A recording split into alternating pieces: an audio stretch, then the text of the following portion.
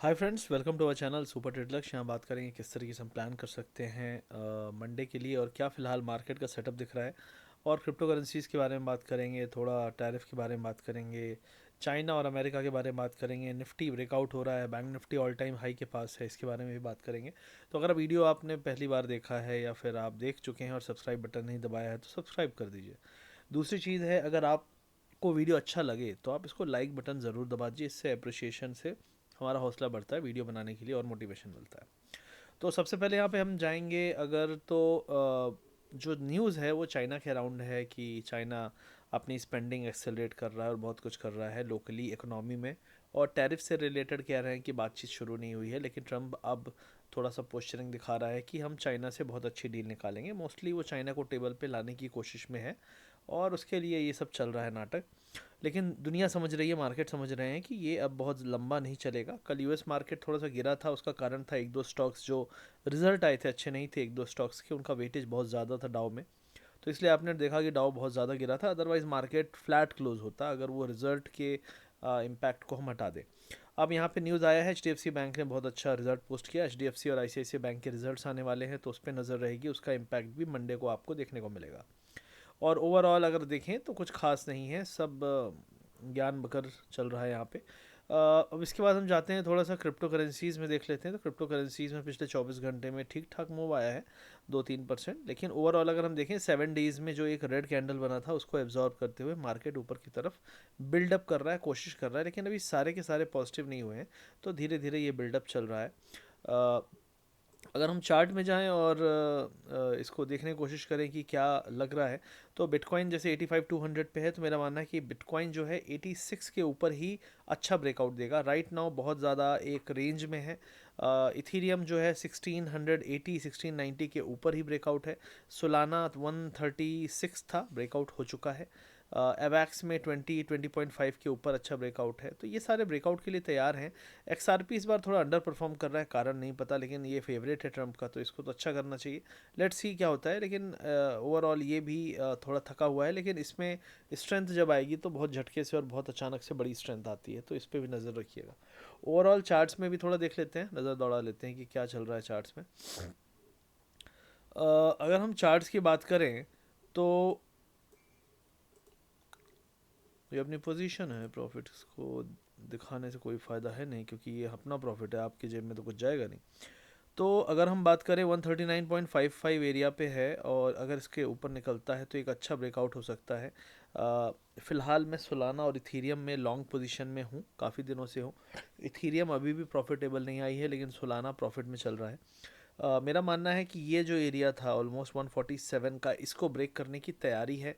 अगर आप देखें तो RSI भी स्ट्रेंथ के साथ आ रहा है। वीकली टाइम फ्रेम भी अगर आप देखेंगे तो वीकली टाइम फ्रेम में भी अच्छा खासा आपको बिल्डअप दिखेगा।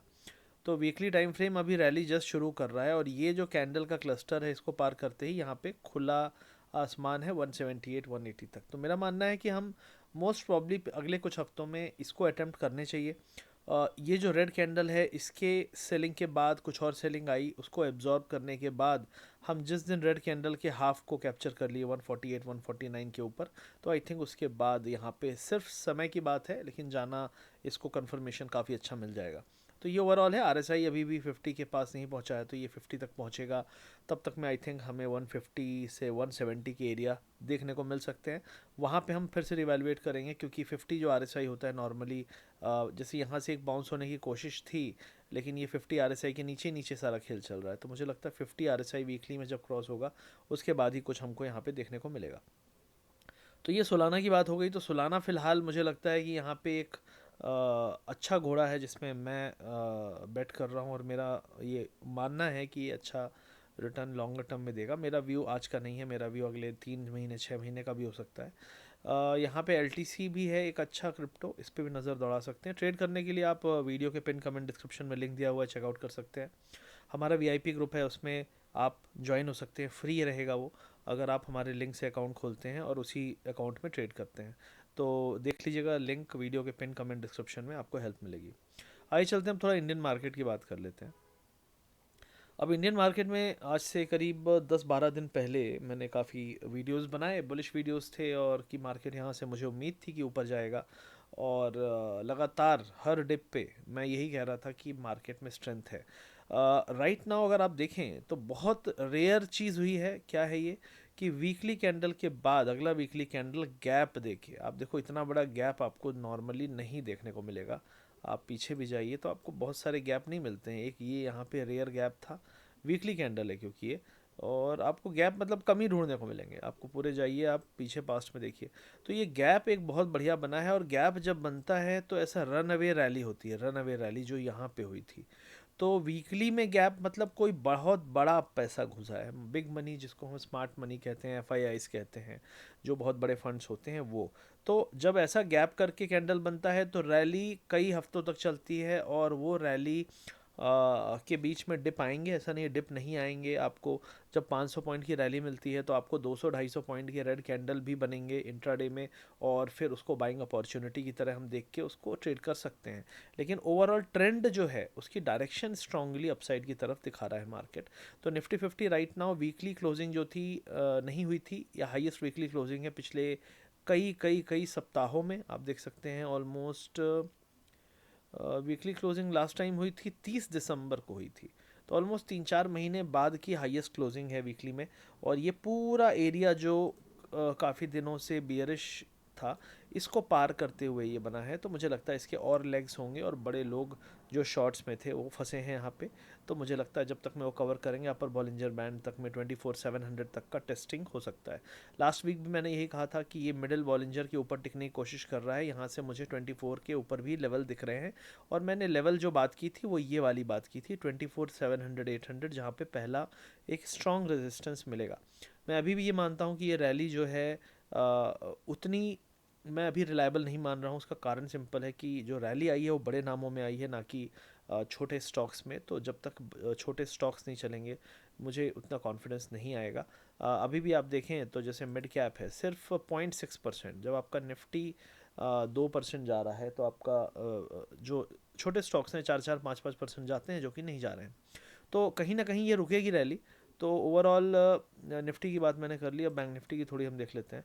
तो बैंक निफ्टी सबसे स्ट्रॉन्ग पॉइंट था, इसके बारे में मैंने यही बात कही थी कि ये जो एरिया था, ये लाइन मैंने खींची थी 50,500, इसके ऊपर निकलते ही बहुत अच्छी तगड़ी रैली आनी चाहिए। उसके बाद हम देखें भागते हुए, बिल्कुल दौड़ते हुए भागा है ये, और एक यहाँ पे रेजिस्टेंस था, इसको इसके ऊपर ही ऊपर इसने पूरा दिन बिताया। तो अब जो है ये एक आपके लिए रेफरेंस पॉइंट है कि अगर मार्केट इसके ऊपर आया तो ये एक सपोर्ट की तरह काम करेगा। अभी फ़िलहाल वीकली टाइम फ्रेम में भी ये अच्छा ब्रेकआउट दे रहा है। पूरे आज तक के हाईएस्ट वीकली क्लोजिंग में हम देख रहे हैं मार्केट को। तो मुझे लगता है स्ट्रॉन्ग है, और स्ट्रॉन्ग जब भी हम देखें हैं कि ऐसा क्लस्टर ब्रेकआउट होता है तो मार्केट थोड़ा सा कम से कम 1,000-1,500 पॉइंट का एक नया हाई बनाता है। तो मुझे वही उम्मीद है अभी भी मार्केट एक अच्छा स्ट्रेंथ दिखाएगा, और करीब 1,000-1,500 पॉइंट नया हाई बना के ही लौटेगा। लेकिन ओवर बॉट है, तो वहाँ पे आपको एक चीज़ हमेशा ध्यान देनी है। अगर हम इसकी बात करें तो यहाँ पे भी आपको एक अपसाइड दिख रहा है 78,700, इसके ऊपर आपको अपर बॉलिंजर टेस्टिंग हो सकती है। विक्स जो है गिर रहा है, जो कि अच्छी बात है, विक्स का गिरना भी एक अच्छी बात है। और HDFC बैंक का जैसे रिजल्ट है, ICICI बैंक का रिजल्ट है, तो रिजल्ट अगर अच्छे आए तो वो आपको बैंक निफ्टी को बूस्ट करेंगे, जो कि आपकी निफ्टी को ऊपर जाने में मदद करेगा। तो आई थिंक ओवरऑल मार्केट का सिनेरियो यही बन रहा है कि मार्केट अभी भी स्ट्रॉन्ग बाय द डिप है। मंडे ट्यूसडे हो सकता है एक रैली आए, मंडे को एक स्ट्रॉन्ग रैली आए, और उसके बाद हम थोड़ा सा कंसोलिडेशन में चले जाएं, रेंज बाउंड मार्केट दिखे, और उसके बाद ही हमको अगला लेग ऑफ रैली दिखे। क्योंकि ओवरबॉट मार्केट को चेस करने में आप कहीं ना कहीं लपेटे जाते हो, फंसते हो। तो बेटर होगा कि डिप का इंतज़ार करके ही ट्रेड करें। बाकी अपना ट्रेड प्लान बनाएं, ये सिर्फ मेरी एक राय थी। ठीक है, मैं सिखाने की हमेशा कोशिश करता हूँ। ठीक है, सोने के अंडे देने वाली मुर्गी देने की कोशिश करता हूँ, ना कि अंडे। तो आप सीखिए, समझिए, अपना दिमाग भी लगाइए, तो आपको ज़रूर मदद मिलेगी। बाकी ट्रेड करने के लिए हमारे वीडियो के डिस्क्रिप्शन पिन कमेंट चेकआउट कर लीजिएगा। क्रिप्टो करेंसी वाले जो अकाउंट खोलने हैं उनका लिंक भी मिल जाएगा, गूगल फॉर्म मिल जाएगा। आपको स्कैल्पिंग सीखनी है इंडियन मार्केट में, उसका लिंक मिल जाएगा। A to Z अगर आप बिल्कुल नए हैं, सीखना चाहते हैं, तो उसका लिंक भी मिल जाएगा। तो ये सारी चीज़ें करिए, सीखिए, समझिए, और आगे बढ़ते रहिए। मिलते हैं अगले वीडियो में बहुत जल्दी। Thank you very much, see you soon, and I hope आपकी ट्रेडिंग अगले हफ्ते भी अच्छी हो। और कुछ और इंटरेस्टिंग वीडियो लेकर आने वाला हूँ एनालिसिस का, कि क्यों मुझे लगता है कि अभी भी मार्केट खतरे से बाहर नहीं है, और क्यों मुझे अभी भी लगता है कि 18,000 का लेवल आ सकता है। तो ये सारी चीज़ों की बारे में बात करेंगे अगले वीडियो में। तो स्टे ट्यून्ड, लाइक कर लीजिएगा, शेयर करिएगा इस वीडियो को अपने दोस्तों तक, और सब्सक्राइब कर लीजिएगा ताकि आपको नोटिफिकेशन मिल जाए। सी यू सून, बाय बाय।